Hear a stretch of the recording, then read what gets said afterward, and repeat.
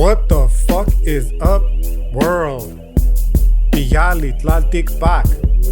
We back in this bitch. Back from the crypt with some more of that hood philosophy shit. Another podcast for that ass, boy, girl, non-gender exclusive, binary, whatever the fuck, whoever the fuck, comrade, homie. What's up, dog? I don't give a fuck about these gender pronouns.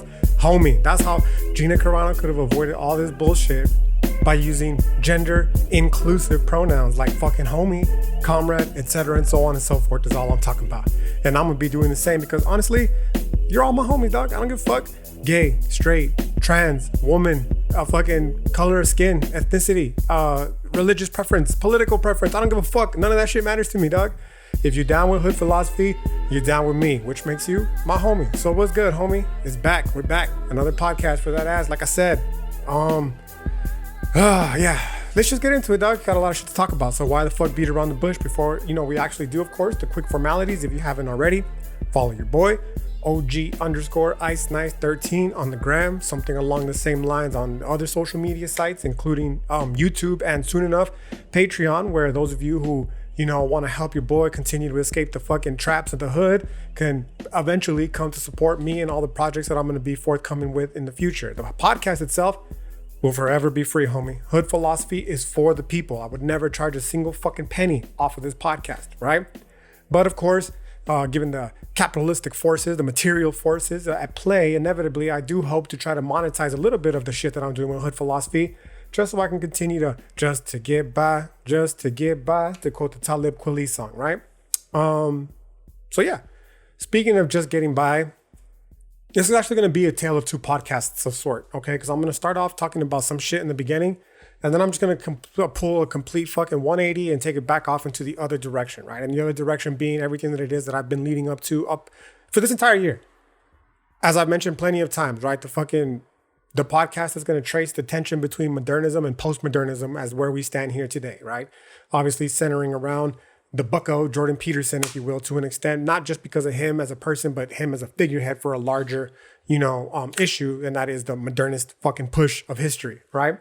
So that's just a quick contextualization of where this trajectory of the podcast has been going, right? But that's what we're going to end up the podcast talking about. I'm slowly building my way towards nihilism, okay? So it seems as though it's trudging along. I just, I appreciate you still being here listening through, and I assure you there is a fucking end goal, right, for this particular podcast series. And it's going to, take us through the heart of nihilism, right? Because I hear a lot of talk about nihilism. I hear a lot of people speaking about nihilism, but I don't really think most people understand exactly, from a philosophical perspective at least, what exactly nihilism is. From a personal perspective, every single person on this planet is experienced with nihilism, right? It's just inherent with a part of being, especially with the part of being a human, okay? Nihilism is just there, right? What there exactly means, I couldn't possibly articulate it in a way that would just be unfaithful to the actual idea itself that I have in my head. And I'm sure one that you, again, have experienced at some point or another in your life, right? Being and nothingness. What is nothingness? Consciousness, right? So consciousness, if there's nothingness, why, according to Sartre at least, why is it nothingness? Because it can't be, the essence can't be extracted from it essentially, right? I'm being very fucking general with what he's talking about. Maybe one day, well, not maybe, for sure one day I'll talk about it, right? But, other things such as nothingness would be nihilism, for instance, right? Not according to Sartre, but in this particular sense. Why? It's the ultimate nothingness, bro. It's the fucking ultimate trap of meaninglessness and nothingness, okay? Which obviously is everything that this bucko Jordan Peterson is trying to address. Obviously, as I've already mentioned before, unsatisfactorily so, given the philosophers that he's using and what I'm going to attempt to address using the Nahuatl philosophy. Obviously, I've already done so to an extent, talking about, the Mexica warrior scholars and all that type of shit. But we're going to get really, really, really deep into the fucking woods here with nihilism in the forthcoming podcasts, right? It's like right around the corner, bro. I'm slowly working my way there because, as I mentioned, as when I first started this podcast series, one of the revelations that came to me from the ancestors was the need to slow it down a little bit, right? Slow down just the way that I'm sharing the material and actually fucking immerse myself and hopefully you, the listener, into it as well in such a way that it does it, just do it justice, right? Do right by the philosophy, bro, because I've been talking a lot of philosophy in my previous podcasts. And again, just a reiteration, in looking back on them, I kind of realized I was like, I'm not really fucking being very generous to these philosophies. So moving forward, moving forward, that is going to be one of the things that I hope to be able to do, obviously, starting with, well, I mean, I've been doing it this whole fucking time, right? But it's going to continue going along with, you know, the next forthcoming podcast on nihilism, right? And we're going to really get into the fucking woods with it.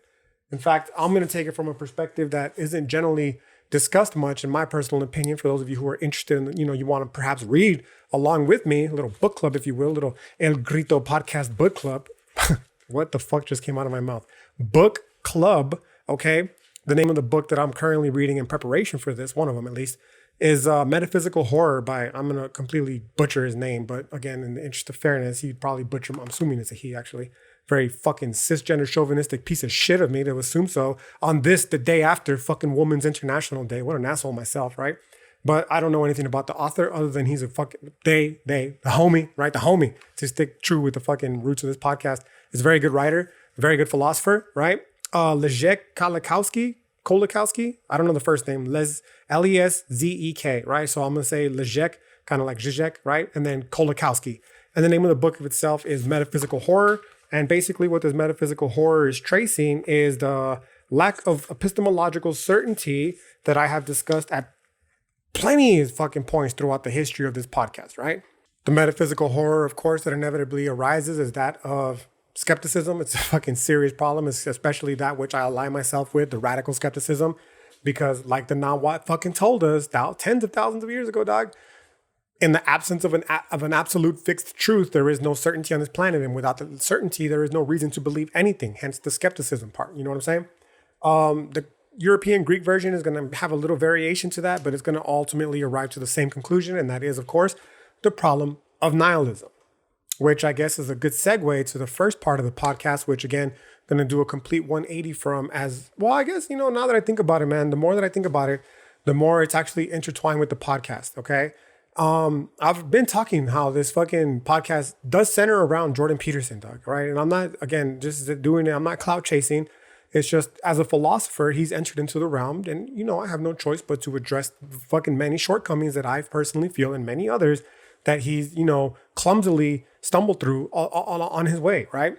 And one of the things that he's dealt with, him personally, which, again, you cannot separate the philosophy from the philosopher, is his personal shit that he's got going on with specifically his wife, right? So I guess in that particular sense, it's this first half of the podcast will be something of a good segue to the second part of the podcast. And that is because, as I mentioned before, one of the biggest problems with that I, you know, so many to name, but one of the more prominent ones is that I personally feel the dude is a fucking huckster, yo, okay? That he's really good at speaking to others about what they should do, but I'm not necessarily convinced that he's actually lived the life, homie.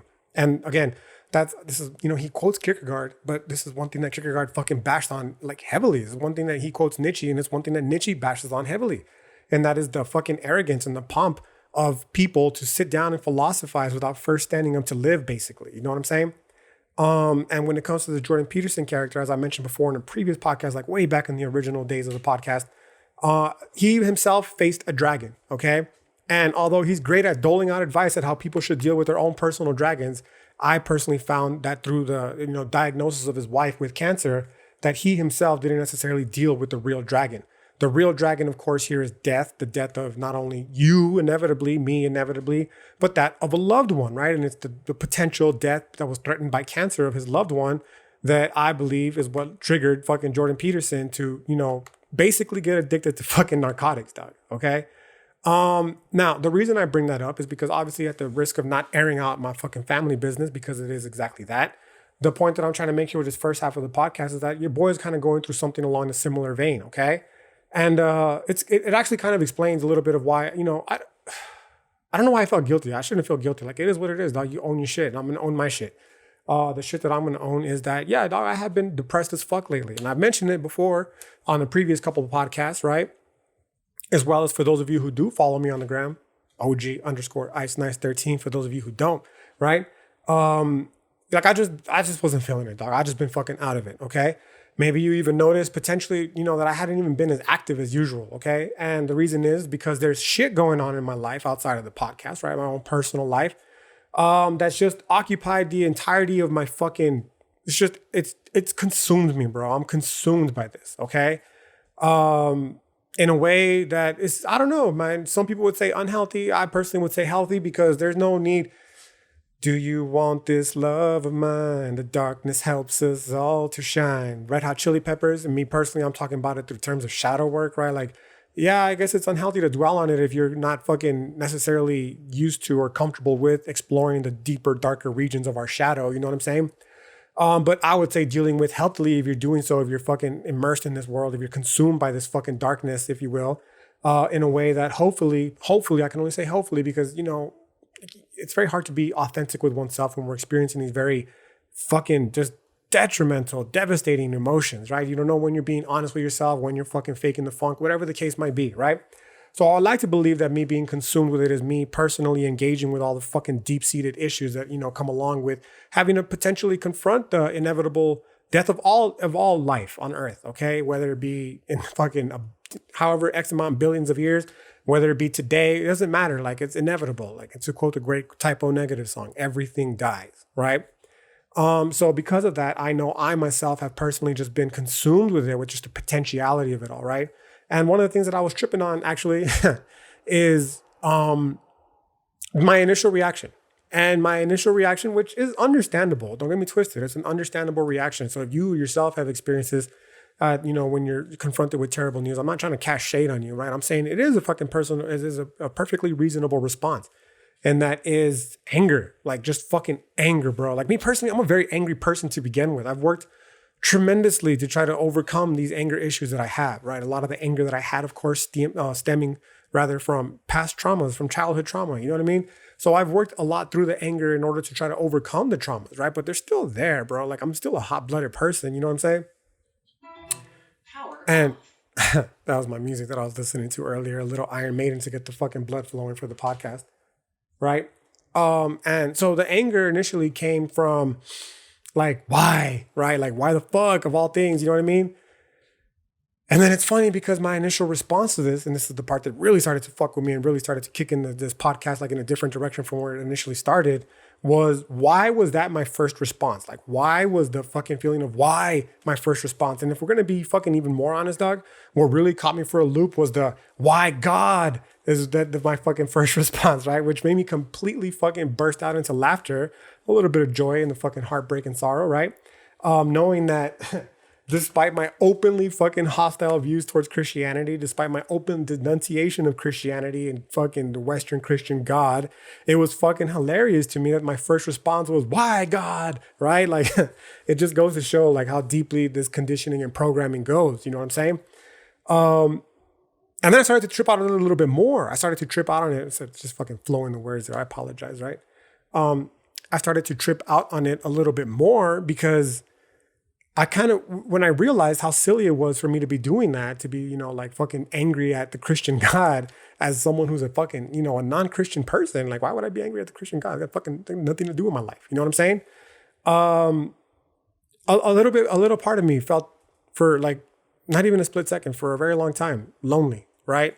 Lonely, not in a way like, oh, I'm alone and lost in the world without a God-like creature entity, right? Because that's not true. That's the exact opposite of what I'm going for. Theo, homie, we're all fucking divine essence, okay? There is no absence of divinity in my life. It just doesn't come in the form of the Western Christian God. But it was a loneliness that came from realizing that I could no longer blame the Western Christian God for the ills of the world and having to come to terms with that. You know what I mean? So to dig into a little bit deeper of what I'm talking about here, like it's really easy, honestly, when you're living through the Western Christian epistemology to blame God for all the evil shit that happens. Most people don't. Most people only give God credit for all the good shit that happens. You know what I mean? You never see a football player score a touchdown or rather drop a potential game-winning touchdown pass and be like, why God, right? But yeah, so it's very common, right, for us to, you know, praise God when good shit happens. And a smaller subset of people will, you know, they'll fucking say shit like, well, if God is good, if God is perfect, why the fuck do evil things happen? Now, I've already talked about this before in a previous podcast at length, so I'm not going to get deeper into it than it needs to be, right? You can go back and check it out, right? To drop a little bit more quotes from this one from Jay-Z. You want my old shit? Cop my old albums. You want my old thoughts on the fucking problem of evil? Listen to the old podcast episodes. There's no need to rehash it here. You know what I'm saying? But, I believe that one is, what is that one? The one that's talking about the problem of evil. I think it might be Morality and Social Control, the prison notebooks, right? Anyway, so the loneliness came from realizing is like, yeah, bro, if you've let go of this Western Christian God, you can't fucking no longer, blame this Western Christian God essentially for all the evil that happens in the world. Like that's not fair. You got to be logically consistent. If you haven't yet picked it up, logical consistency is very fucking important for me. And the last thing I want to do is be perceived as a fucking hypocrite. You know what I'm saying? So the loneliness came in that brief moment when you realize like, fuck, once you divorce yourself from that story, once you divorce yourself from that epistemology that, that encumbers this godlike entity into the problem of evil, you really can't, there's no going back without being fucking intellectually dishonest, right? So the loneliness set in when realizing, okay, so you've adopted this news story, dog. You've adopted this fucking not what story of existence, right? And they're going to tell you, like, there is no good and evil, homie. There is just fucking tale unfolding. I know you've heard this plenty of times, right? But the truth about stories is they're all we fucking got. So we repeat them to each other constantly to fucking reaffirm this fact, right? And, there is no good and evil when it comes to Theo. There is just, it's unfolding. And, we can influence it in our particular ways. You can wear the sacred jewelries. You could do the sacred dances. You could fucking say the sacred words. You can actually act it out with your actions, you know what I mean? To try to influence it in your benefit. But at the end of the day, Theo is a non-fucking agentive entity that is just ceaselessly unfolding. And sometimes it's for our benefit and sometimes it's not, right? And this is kind of, it was very difficult to, to contextualize it in this kind of way. But that's kind of the importance about when I started to realize, where I stand with this podcast. Like, again, if it wasn't explicitly clear by the shit talking I did of Jordan Peterson, it was not for no reason, dog. The reason was because I don't want to be that philosopher. I don't want to be that philosopher that just sits down and fucking talks shit without first standing up to live. You know what I'm saying? And I know me personally on this podcast, I talk all the time about the importance of shadow work and overcoming past trauma and using philosophy as a guide stone, or as a toolkit rather, to guide us through this fucking daunting journey through our shadow in order to gain the strength necessary to live a good, happy life. You know what I'm saying? So I didn't want to be that person that just throws out those empty platitudes on the gram, but not actually live through them. Like, I try my best to live up to these words. And, when this shit comes up, you realize, okay, well, now it's time to put the fucking rubber to the road, homeboy. You talk all this shit, you know what I mean? And, you potentially almost making these normative claims, normative in the sense that I think that you should be doing the same. You know what I'm saying?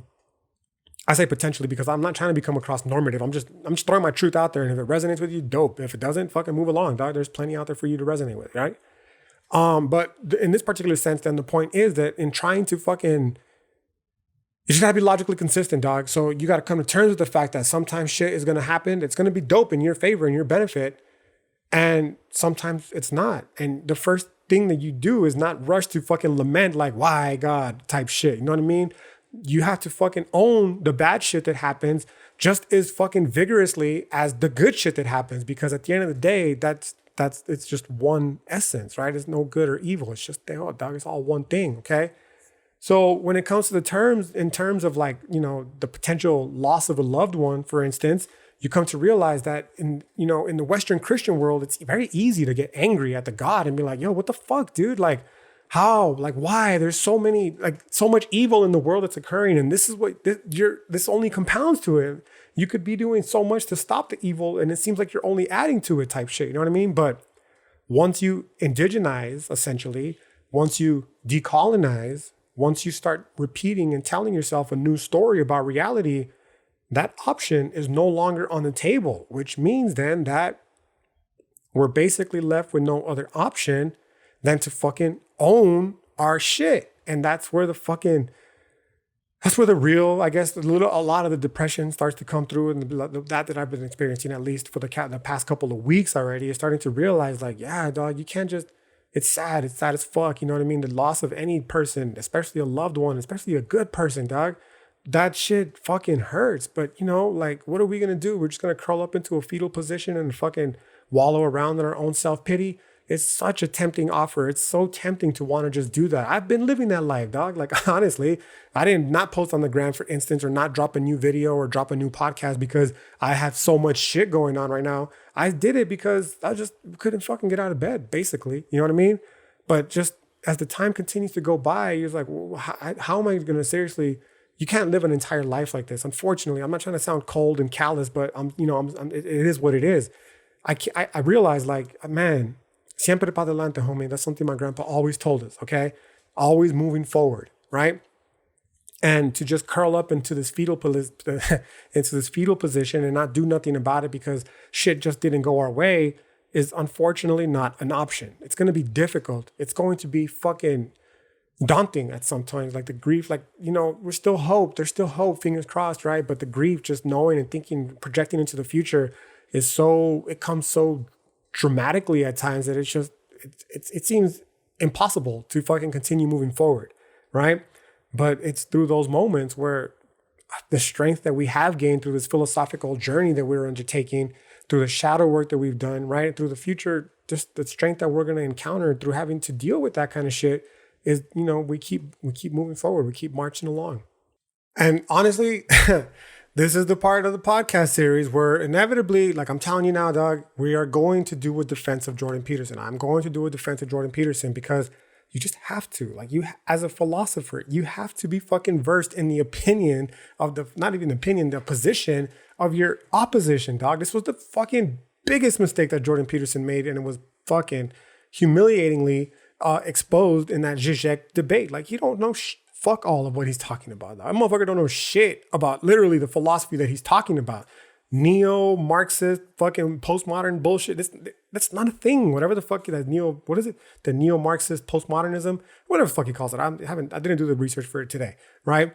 Whatever the fuck he calls it though, that's not a thing, dog. Marxism and postmodernism, they're mutually exclusive. They don't get along. One is a material philosophy, dialectical, historical. My words are not fucking working today. It's part of my brain. The fucking philosophy machine's still broken. It go brr, not go brr, I should say, right? Brr. That damn depression, dog, kicking in hard. Kicking, like, yo, you hear what I'm talking about? This fucking language, dog. Anyways, that historical dialectical materialism. It's a materialist philosophy, meaning that our lives are influenced by material conditions, like there's actions that are influencing our lives, okay?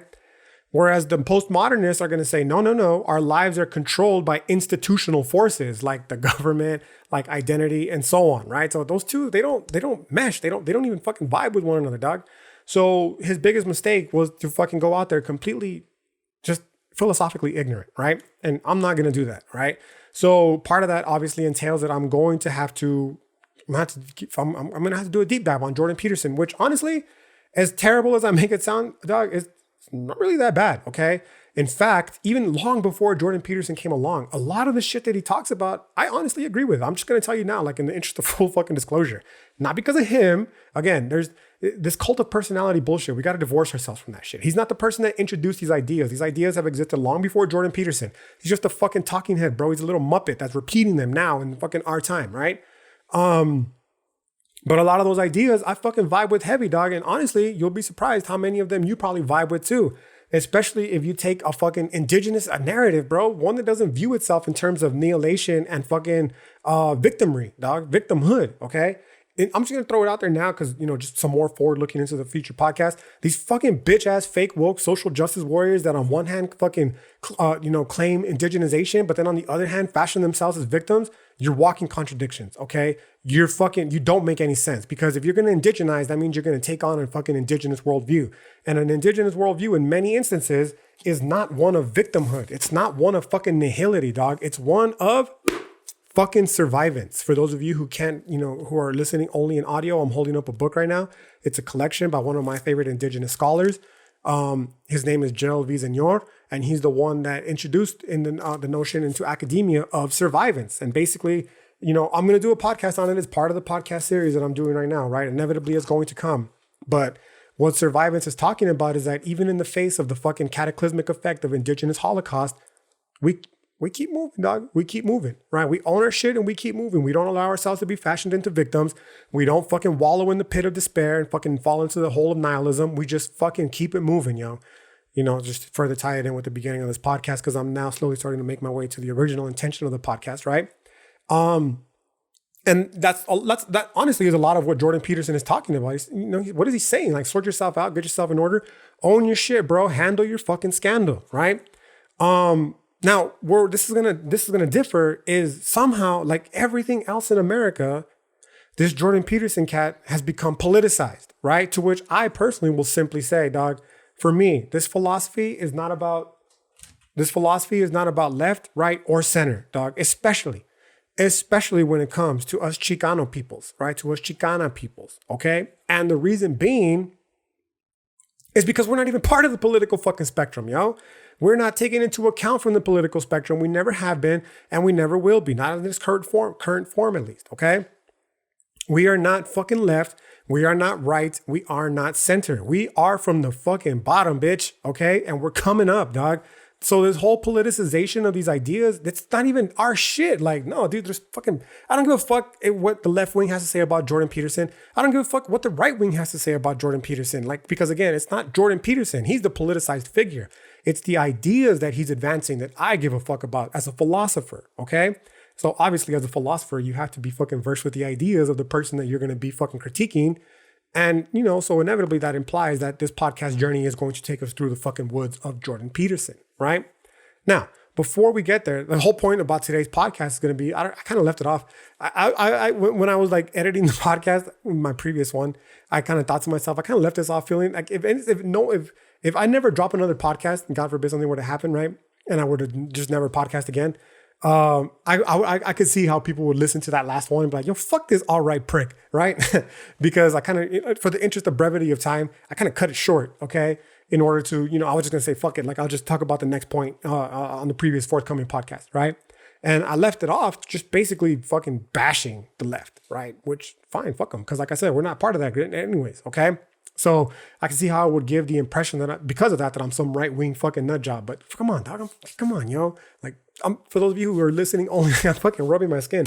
I'm fucking almost the color of the earth, right? Not as dark as my grandmother, unfortunately. I wish I was dark as her, right? As my brother, right? But still, the color of the earth. So how the fuck can I be alt-right? They're going to say, oh, it's because you're internalized whiteness. Shut the fuck up, you academic dork. You have no idea what you're talking about, okay?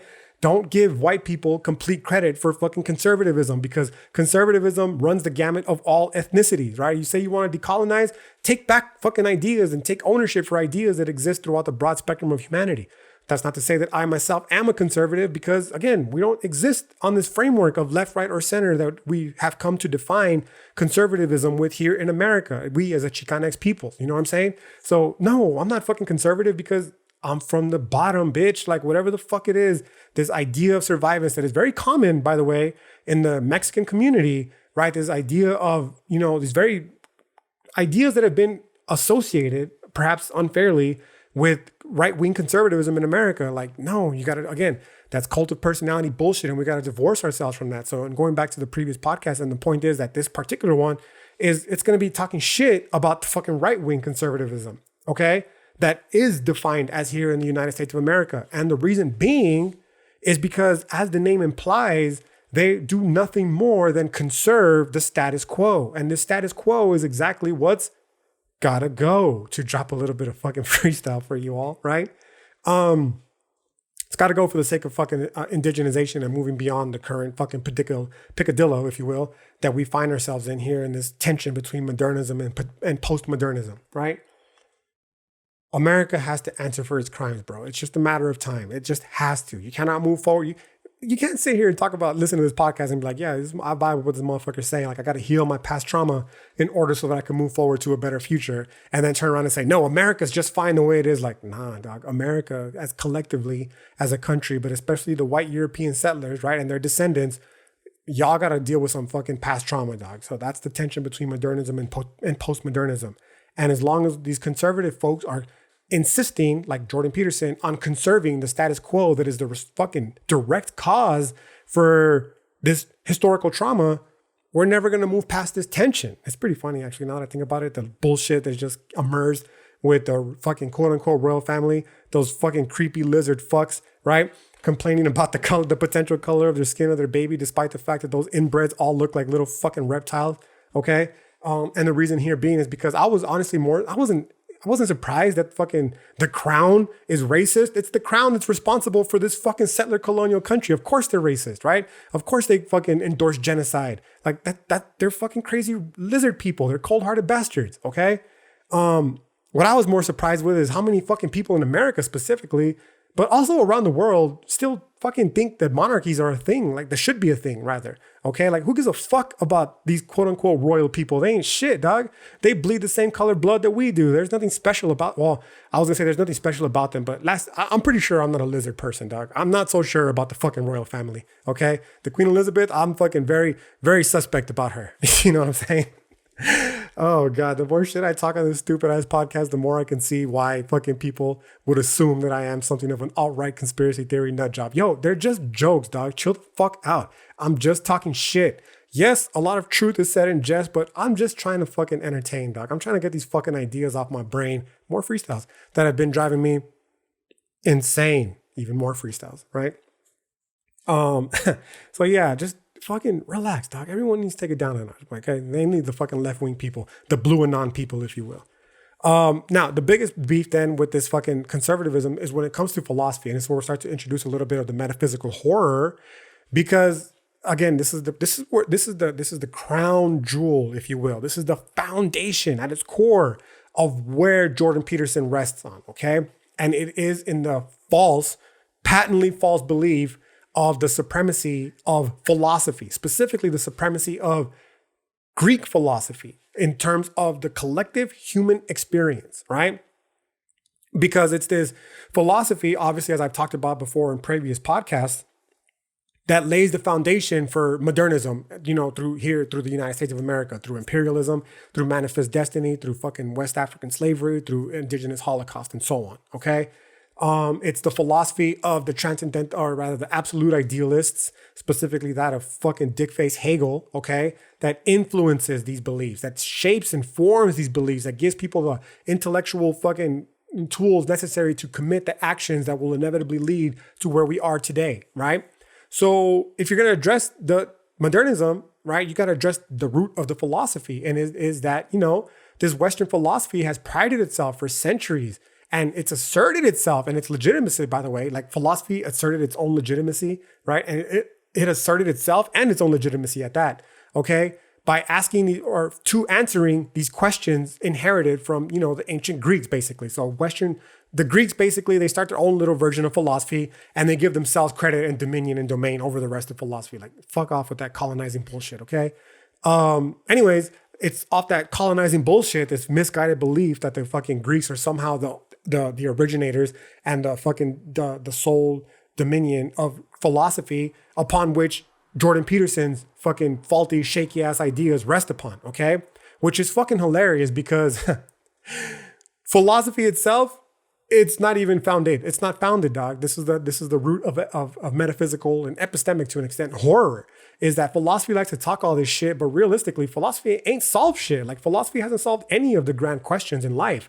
And because of that, like, the legitimacy of philosophy, it's realistically nothing more than it's a participation award, essentially, right? Philosophy has a participation award that it gave itself, no less, okay? And it's the participation award that places it to this realm of supremacy, when in reality, like, it really hasn't really done shit, dog, okay? So in terms of, you know, they inherited this from the ancient Greeks, okay? Specifically in terms of how they felt we could distinguish the real, if you will, the quote unquote real from the unreal, the true from the false, the good from the evil, and so on, okay? But again, the problem is that philosophers, they've yet to acknowledge, let alone confront, a simple yet painfully undeniable fact, dog. And that is, of course, that of all the questions that have sustained European philosophy over the last 2 millennia, not a single not one, dog, not one of them has been satisfactorily answered.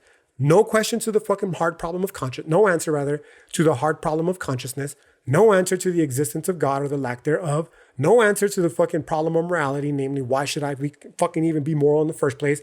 No answer to the problem of free will, though partially, right? But not one that many people like, because again, pit of nihilistic despair from determinism and reductive science and all that kind of shit, right? And even then, there's people that differ, and many convincingly so, and they argue for dualism, okay?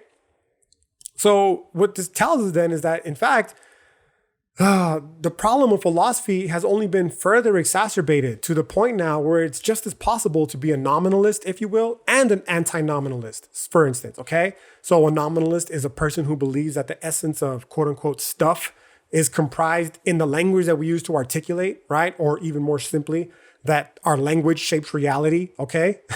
As I mentioned in our previous podcast, The Truth About Stories.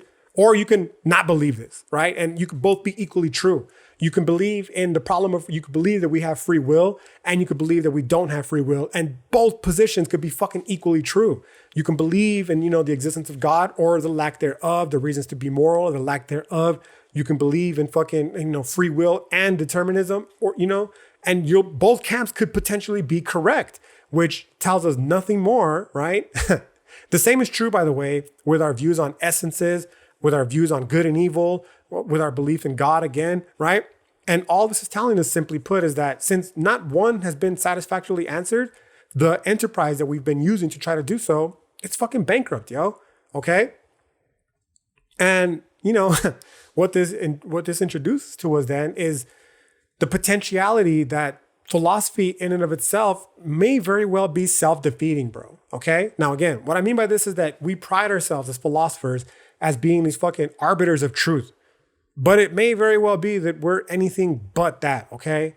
That it may very well be the case, that philosophy is useless, right? That it's a sterilized, masturbatory practice that is no closer to discovering or establishing, right? The problem that we introduced in the previous podcast, any hint of truth than it was thousands of years ago. Motherfuckers been philosophizing for thousands of years. It's no closer to answering any of these hard fucking problems that, still linger to this day, right? So to follow up further on this last podcast, you compounded to this depression that I've been feeling because of all sorts of shit, right? And, introducing the one from the last podcast is the rather disillusionment with identity politics, right? And now you're introducing a further growing disillusionment of, philosophy, the apparent futility of philosophy, dog. Right? Because if social justice issues have taken up my life for the past couple of years, like I mentioned in the previous podcast, it should go without saying, dog, that philosophy has taken up the entirety of my life. Okay. And to come to this realization that philosophy may very well be this sterile, masturbatory, futile practice is fucking depressing, dog. Simply put, it is what it is. I spent my whole life doing this, dog. Not only did I spend my whole life doing this, but more importantly, like I want to believe some Agent fucking Mulder type shit. You know what I mean? I want to believe that the truth is out there. And if the fucking tool that we're using to search for this truth is just vacant of any ability to do so, basically means that we're wandering lost in the universe yet again. Okay? The truth about stories, dog, is they're all we fucking got. So the problem then with this conservatism, moving beyond the politicized element of it, is the fucking realization that, again, as their name implies, they're attempting to conserve some shit that may very well not be worth fucking conserving, bro, because it's empty. It's fucking sterilized. It's fucking a masturbatory practice, okay? Now, of course, to be fair, many people can, and do, no less, okay, avoid this by simply dismissing this problem that I'm addressing and pretending it doesn't exist at all. So to reintroduce some more nominalism, this time ostrich nominalism. I know I've introduced it before, but just to reiterate, ostrich nominalists, just like the old cartoons that we used to see when an ostrich was encountered with danger, would stick their fucking head in the dirt, okay, and pretend that it wasn't there. Hence why the ostrich nominalists get their names when they fucking are encountered with problems, specifically in terms of language, being able to shape or structure reality, the essence of reality. Rather than address the problem when they're pressed further in doing so, they just stick their fucking head in the dirt, right? And that's basically what these dusty ass academic philosophers are doing when it comes to, addressing the fucking many pitfalls and shortcomings of this Western tradition of philosophy. They just stick their fucking head in the dirt like little ostriches and pretend that it doesn't exist at all, okay? They've been dismissing these fucking same questions, right? They could dismiss all the questions that they want as being meaningless, if you will, or simply as being non-questions, right? Now, unfortunately for them, we're not gonna allow them to do so, okay? For one, because fuck you, first and foremost, right? For just picking and choosing, cherry picking when to apply philosophy when it's beneficial to you, or when to conveniently discount it when it's not, right? But more importantly, I'm not gonna fucking do it because that ain't hood philosophy, bro. And it's not hood philosophy for two reasons, chief among which being that, the questions that these fucking academic dorks are trying to dismiss because their philosophy can't solve it are the very questions that I personally find motherfuckers in the hood are most concerned with, okay?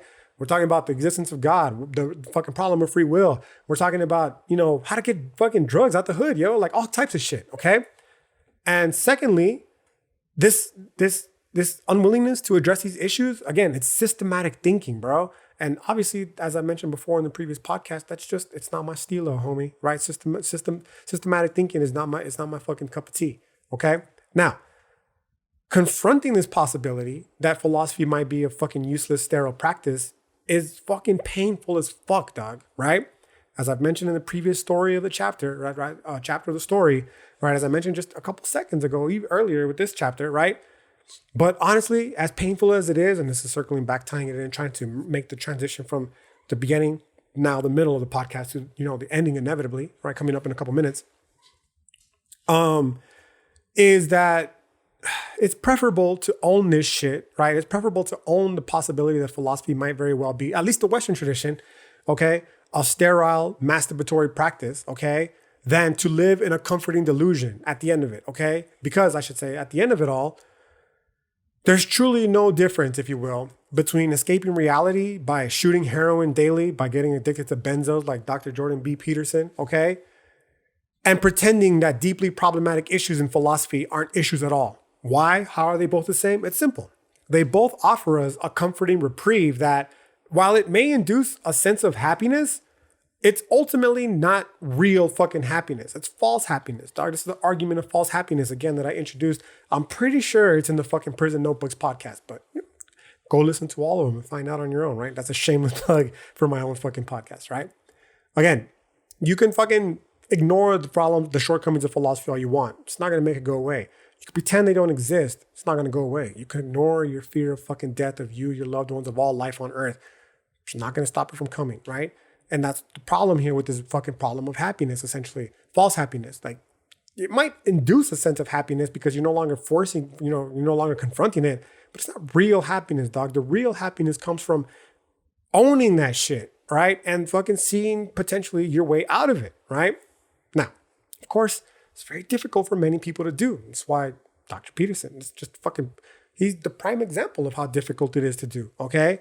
And, moreover, it's not going to stop people from fucking stating that this isn't the case. Like, academic philosophy is academic philosophy. It's not going to change, okay? And they're simply just going to state that the refusal to acknowledge otherwise represents, if you will, a sign of intellectual ineptitude. So they're basically saying that, like, we've solved this, and just because you don't understand it or refuse to acknowledge it, that means that you personally, I'm talking to me and people like myself, which there are plenty, right?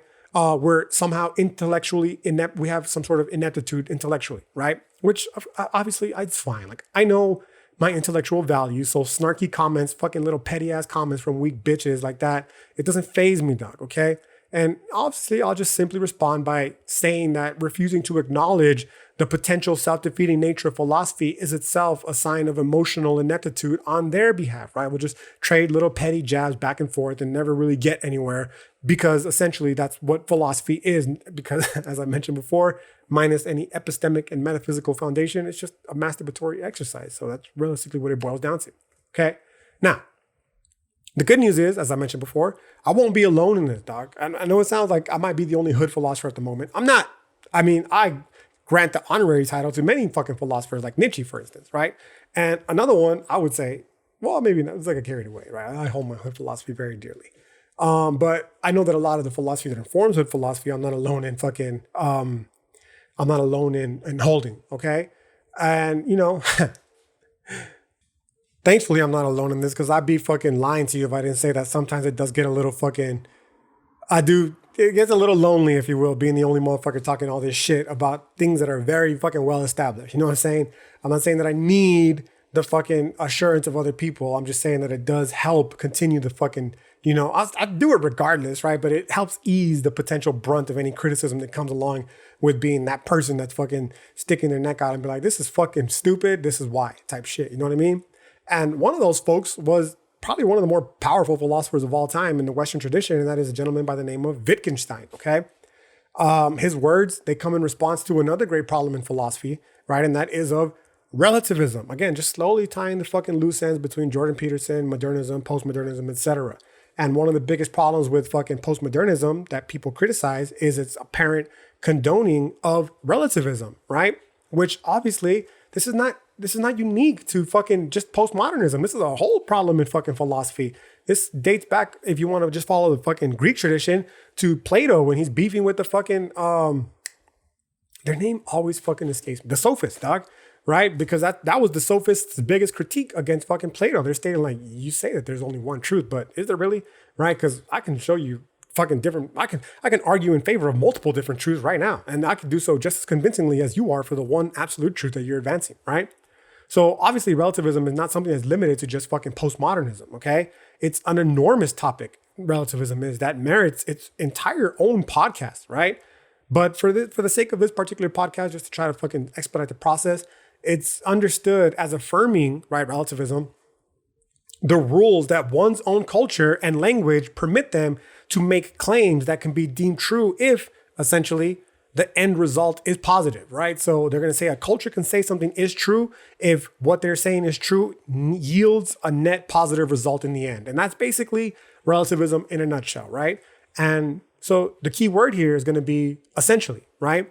In fact, again, I'm essentializing relativism, but like I said, it's a greater issue that merits its own deeper inquiry when it comes, when the time comes, right? But for now, the simple point is that for Wittgenstein, at least, when we talk about the relativity of knowledge, we're doing no more than emitting meaningless sounds. This is why I fucks with Wittgenstein heavily, right? Surprisingly, he's a fucking analytic philosopher, no less, okay?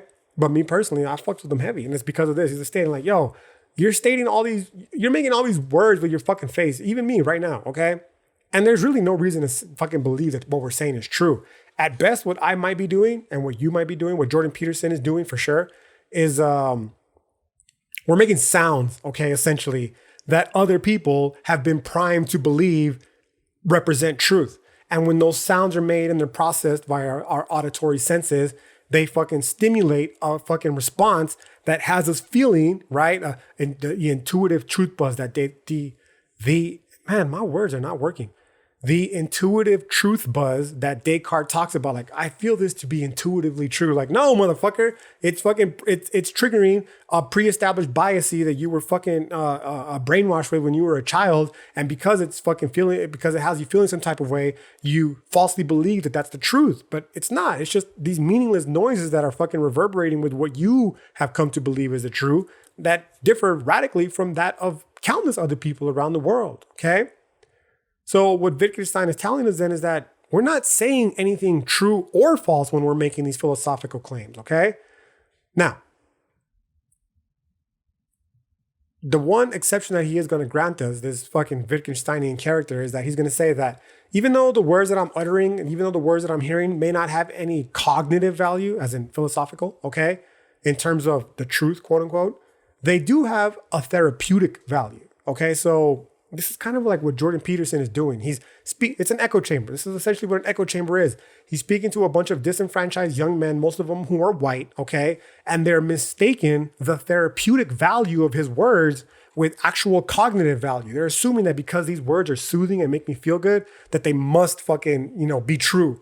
But they're not true in the terms of truth, dog. They're just true in the terms of they're stimulating a fucking response that you have come to associate with truth, one that many people, they gain in an unreflective manner, meaning you were just socialized, you were brainwashed essentially with these ideas, and you were told that this is what truth is, but you never really stopped to reflect on what these ideas are or whether they're true or not. You just took them as true. You took the word of people who came before you, right? There's logical fallacy here being the appeal to authority, your ancestors, the predecessors, your teachers, whatever, and because they instilled this programming within you, and now that programming is being stimulated by these sounds that we're making with our fucking face, you believe that to be true because it has some sort of therapeutic effect on you. Like, no, this is not what is happening. That is not truth, okay? That is not at all what happens. So this is what Wittgenstein is telling us. Like, it might have a therapeutic effect, okay? But there's no real cognitive effect. There's no philosophical connection to the truth. And again, what this means is that the words that we utter, they have the power, no question, they have the power to relieve us of certain philosophical problems, chief among which being that of relativism, by boiling down to one simple solution. You just stop concerning yourself with philosophy altogether. Like, it's that simple. You want to solve the problem of heart consciousness? Stop fucking worrying about philosophy. It's pretty funny, actually. Like, the joke is made that if you want to solve truth, essentially, you should go concern yourself with other issues. Just go ask, just stop searching for it in the philosophical realm, because it's not going to be had there. Okay. You might as well fucking pick up a trade or a hobby of some sort and just completely abandon it at all. Right. So, in revisiting the previous chapter of the story, then how this ties in is that what I meant when I said that I wasn't explicitly going to fucking start shitting on historically disenfranchised communities. I just, this is what I meant basically when I said that, I'm not explicitly going to start just shitting on disenfranchised communities, homie. Okay. I'm not a fucking alt-right person. I'm not a fucking right-wing conservative. I'm from the bottom, bitch. Okay. I just understand that, again, because of the inherent uselessness of philosophy, most of the issues that people are concerned with, including that of identity and shit, these are problems that are simply never going to be resolved, if you will, right? They're just not. There's no fucking epistemic reason for us to believe so. If anything, there's just going to be these ongoing struggles, again, that I mentioned before in previous podcasts, that we just inherit, and, we play our role as nothing more as puppets to continue to advance them, which is basically what the Latinx people are right now, right? These Latinx folks, they're just little puppets, dog. They're puppets that have been created by these white academic liberal fucking dorks who are trying to use brown bodies, their language, not mine, right, to advance their own fucking white supremacist agenda. And, they're going to push them out, these brown people, with this internalized whiteness. See, I can use that word too, right? They're going to push them out into the real world, and they're going to advance their agenda for them. And then, they're going to be replaced by future brown bodies, and the cycle is just going to continue ad infinitum. And this is kind of where the Wittgensteinian influence comes in. Hood philosophy is like, I'm not playing that game, dog. I recognize full well that these issues cannot be resolved. It might sound like I'm fucking you. The Latinx people I'm basically Hitler in their eyes because of saying this. Okay. But it's not because I'm going to start shitting on historically disenfranchised communities. It's because, I understand that at best, when we quote unquote say the words that the language police has deemed appropriate for us, all we're really doing is seeking the therapeutic release from the inherent dread of existence, okay? By establishing some sort of imagined order to reality that allows us to comfortably navigate existence without being consumed by the fucking existential dread inherent with nihilism, okay? And the same is true for them. Like, they're compelling speech, them being the lefties, right? The radical fucking liberal people more specifically, right? They want to compel language so that they themselves can experience the therapeutic release, because by controlling the language, there's some sort of control over the chaos. There's some sort of imagined order over the chaos of existence, it's just not true. There's no truth to that. It's just a therapeutic value, but there's no cognitive value to that. Okay. You're still going to be consumed by the fucking existential dread at the end of the day, as you lie there in the middle of the night questioning, I'm assuming they even do that, your existence, right? Now, it also explains, to be fair, not only why people don't agree with the progressive liberal agenda, but why, in turn, people get so fucking furious, dog, and they're willing to do whatever it takes to force compliance, right? Irrespective of how hypocritical them doing so ultimately is. So we can choose to go down the fucking vicious regress, no doubt, right? But it's a powerful force, that one that is driven by the it seems to be utter uselessness, again, of philosophy that ends nowhere, but where I've been the past couple of weeks, and that is the pit of nihilistic despair, dog, that is fucking consuming us all. I haven't been in the pit of nihilistic despair. Let's be very clear about that. It's not nihilism for me that's bothering me, right? It's depression, the sickness of spirit, basically, okay, that comes from just confronting everything that I talked about in the beginning of the podcast, the seeming non-agentive nature of doubt unfolding like that. That's where minds come from. But others, many people, the pit of nihilistic despair, no question, okay? Again, just a quick reiteration. Social justice issues, as important as I like them to, as important as I'd like to imagine them being, they're just a facade, okay? They're a facade keeping us from acknowledging this nihilistic pit of despair. And the longer we're caught up in this game, the less time we'll have to do the shadow work necessary to potentially overcome it, right? And when I say overcome, I'm under no delusion that we're going to solve nihilism. Again, this just doesn't work in this Wittgensteinian sense. Okay, I understand how stories work, and I'm fully well aware that it's these stories that enable us to feel as though we've done so, but I'm not going to mistake that feeling, the therapeutic release, for the actual truth okay? The actual truth being here that it may very well be that you're not going to overcome nihilism, that it's just there, okay? So I'm left then ultimately with nothing more than a matter of coming to terms with our finitude and our impending nothingness, okay? Simple and plain. How? How, you might ask yourself?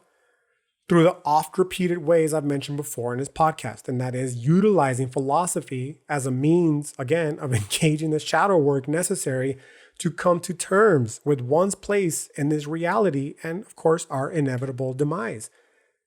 That's why I started the podcast the way I said it. Like I wrote this shit before this last couple of weeks, you know what I mean? And it's just like, all right, motherfucker, it's time to put up or shut up because you're saying this type of shit, but you got to really fucking follow through with it or else you're just going to be a Jordan Peterson character. And I don't want to be that guy, right? Now, it appears to be contradictory to everything I just said, namely about the perceived uselessness of philosophy. But the important distinction here is not, well, there's a few important distinctions here. And the first of which, the most important I'll state, is that I was talking about Western philosophy, okay? Those motherfuckers need to deal with that issue. Hood philosophy, I don't got that issue, okay? Because I know exactly what hood philosophy is and I know exactly what it's used for, right? Furthermore, okay, another important distinction is that it's not in seeking, if you will, to discover, quote unquote, the truth of reality, but rather to come to peace with the fact that there is no truth, okay? That there is only interpretations, to quote the oft-quoted homie Nietzsche. And from this, it boils down then to finding what is true, again, more scare quotes for those of you who are listening only, for you. And then pursuing it with passion, right? You find what's true for you, and then you devote all of your fucking energy towards it. And you please miss me with that dumbass fucking response, that just basic level response that I always get.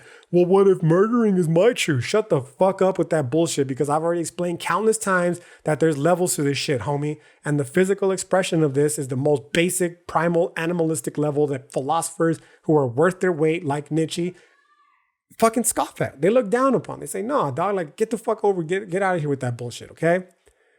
Now, It also further boils down to simply just ceasing to concern oneself with any philosophical enterprise that doesn't, concern itself with this.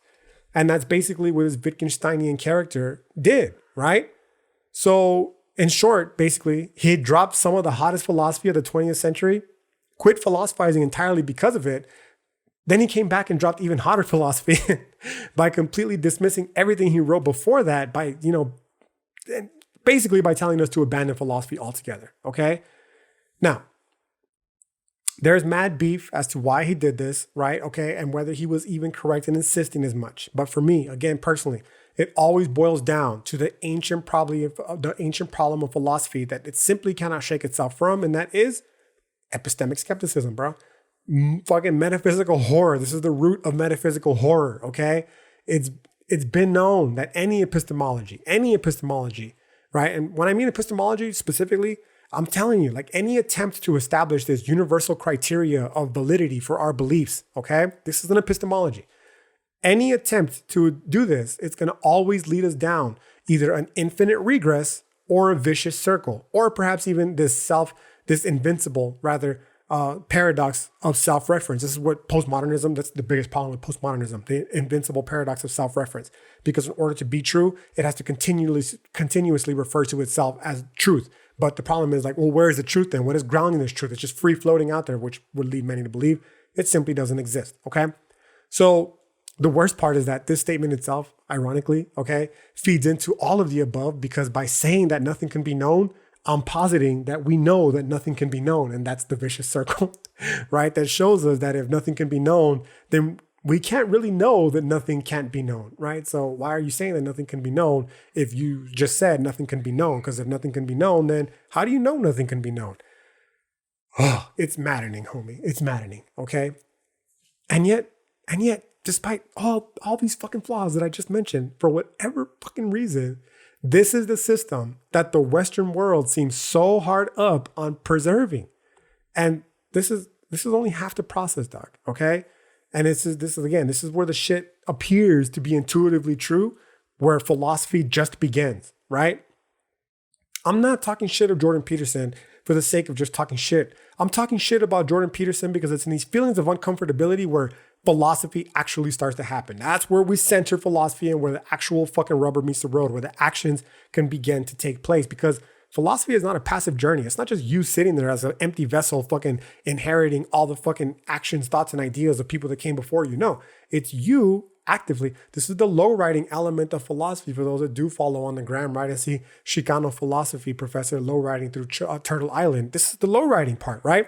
Low riding is this homage to obviously the art of low riding, but it's more specifically the act of low riding and, what comes through it and because of it. And, when we're low riding then through the hood, what we're doing is we're taking stock of everything that's unfolding and we're filtering it through a philosophical lens, right? And when the same is true when we're pressed with these ideas that don't mesh with what it is that we've come to associate with truth, right? You don't just fucking shut them down completely, dog. You navigate your way through them. You low ride through these uncomfortable feelings because it's in those uncomfortable feelings where the actual action of philosophy begins to unfold. Now, to be fair, this is very intellectually arduous work. And honestly, I'm just going to be honest with you, dog. Many people, you're not built for this shit, right? I don't say you because you're listening to this podcast. And if you've made it this fucking far, for sure, you're built for this shit, right? But many people, dog, they're just not. And Jordan Peterson is one of them, unfortunately for him, okay? And because of that, their opinion, that of Jordan Peterson included, it's fucking unimportant, bro, right? This is more of that fucking hypocrisy of the right wing, the politicized right wing of America.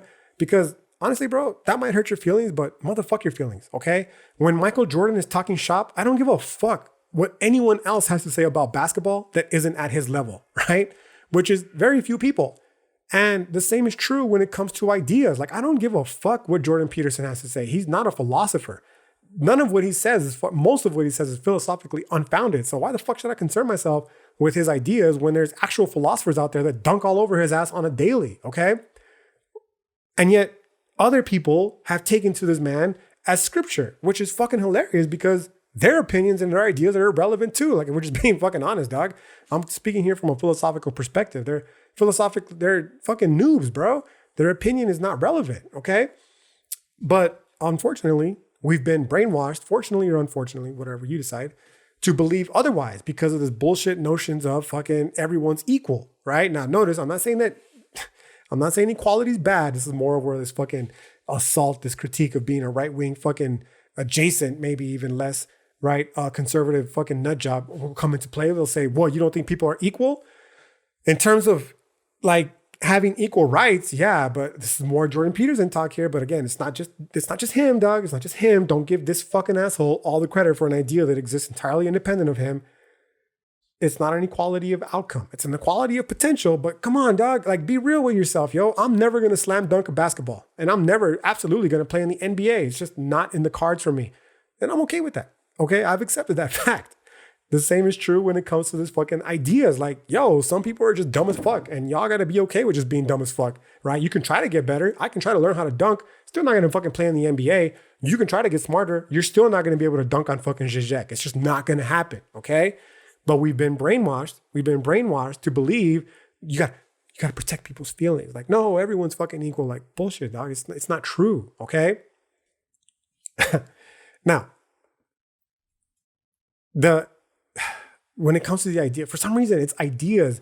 I think it's because everyone thinks they have ideas. I would argue most people, 99% of people, they don't have ideas. They just have programming that they're fucking stimulated to respond to, like little fucking robots, right?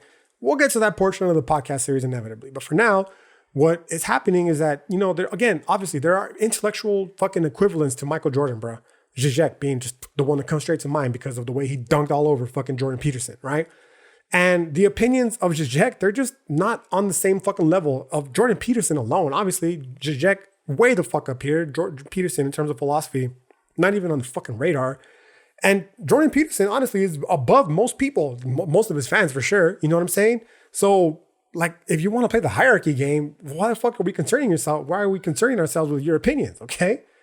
Now, the irony, of course, is that despite all this shit they talk about, fuck your feelings, these people aren't trying to hear all that. They don't want to hear that they're fucking dumb. They don't want to hear that they're at the bottom of the hierarchy when it comes to ideas, right? Because they think, again, falsely, that that they know the truth. But again, their opinions, they think not only falsely that their opinions are true, but they think falsely that their opinions are relevant, right? As, that this truth buzz, essentially, that they feel for no other reason that the information that they are ingesting resonates with their implicit bias. But as I've said, this is just bullshit, fucking echo chamber nonsense, dog. And essentially, it's the epitome of white supremacy, right? Because what is Jordan Peterson saying realistically that isn't immediately or necessarily true, right?